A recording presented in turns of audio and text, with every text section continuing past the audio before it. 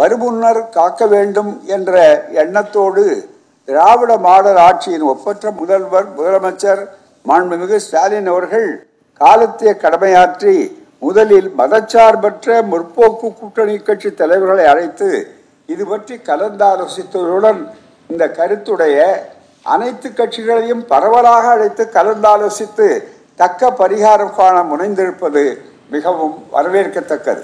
இதில் இந்த SIR என்று சொல்லக்கூடிய ஸ்பெஷல் இன்டென்சிவ் ரிவிஷன் என்று சொல்லுவதற்கு அரசியல் சட்டத்தில் இடமில்லை.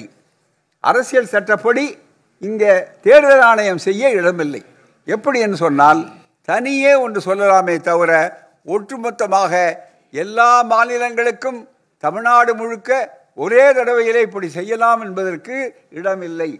மிக முக்கியமான அடுத்த அடிப்படை என்னவென்றால் இப்போது இந்த சிறப்பாக எப்படியாவது இந்த வாக்காளர்கள் பட்டியலை மாற்றிவிட வேண்டும், வேறு இடங்களை கொண்டு வர வேண்டும் நினைப்பதற்கு இங்கே ஆதார் அட்டை என்ற பல்வேறு குழப்பங்களை எல்லாம் உண்டாக்கி அதில் முடிவெடுக்கக்கூடிய சூழல் இல்லை.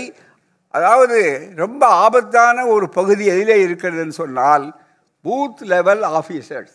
ஆனால் BLO என்ற பூத் லெவல் ஆஃபீஸர்ஸ் என்று ஒன்று இடையிலே உள்ளே விட்டிருக்கிறார்களே, அதற்கு சட்ட சம்மதம் கிடையாது. நம்முடைய மாண்புமிகு முதல்வர்கள் சரியான நேரத்தில் எல்லோரையும் கூட்டியிருக்கிறார். அது மட்டுமல்ல, இது ஒரு குறுகிய கண்ணோட்டத்தோடு ஆளுங்கட்சியா எதிர்கட்சியா என்று பார்க்கவில்லை.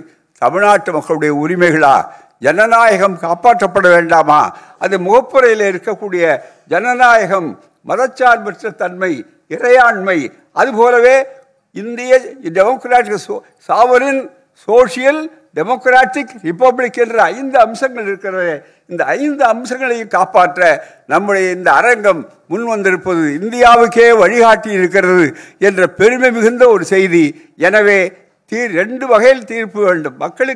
மக்களை சென்று அடைய வேண்டும். இந்த விஷயங்களை தெளிவாக்க வேண்டும், எளிமையாக சொல்ல வேண்டும்.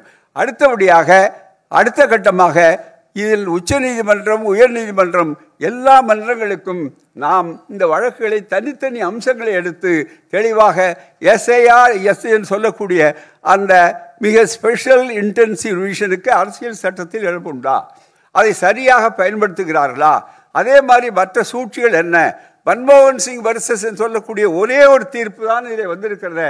அந்த தீர்ப்பினுடைய உச்சக்கட்டம் சட்ட வலிமை நமக்கு சாதகமாக இருக்கிறது. ஆகவே தான் பயன்படுத்த வேண்டும் என்று கேட்டுக்கொண்டு வாய்ப்படுத்த உங்களுக்கு நன்றி கூறுகிறேன். வணக்கம், நன்றி.